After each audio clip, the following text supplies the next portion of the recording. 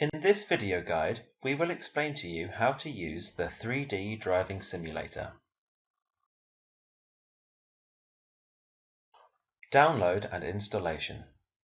The 3D driving simulator should be used alongside Lesson 3 on the motorway. Click first on the link that you received after purchasing in order to download the driving simulator in your language.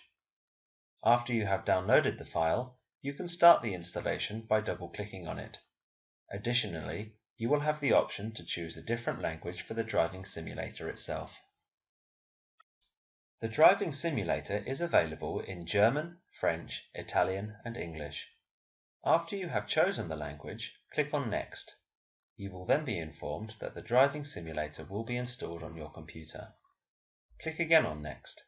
In the next step, you can choose a destination folder where the program will be installed. Click on Next if you want to install the program to the default folder, or you can choose another. You can then decide if you want a shortcut in your Start menu or on your desktop. Make corrections by clicking on Back.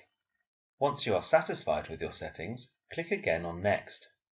The 3D driving simulator will then be installed on your computer and additional files will be downloaded.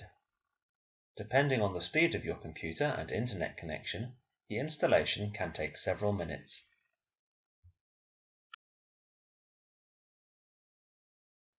Launch the 3D driving simulator. If you chose to add a shortcut on your desktop, you can launch the program by clicking on the shortcut.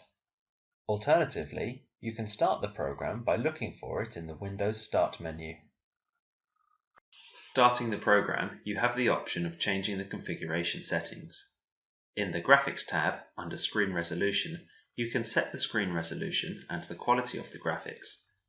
If you have more than one monitor available, you can select the monitor you want to use under Select Monitor.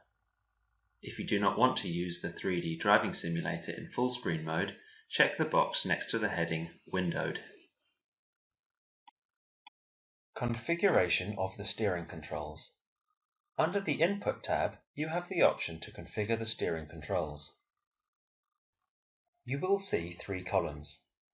In the first column, called Control, you can see each action listed, such as turn left. In the second column, called Primary, you can enter your own control by clicking on it twice. This will open another window that will ask you to press the desired button on your keyboard that you want to use for that action. In this way, you can configure a steering wheel or joystick.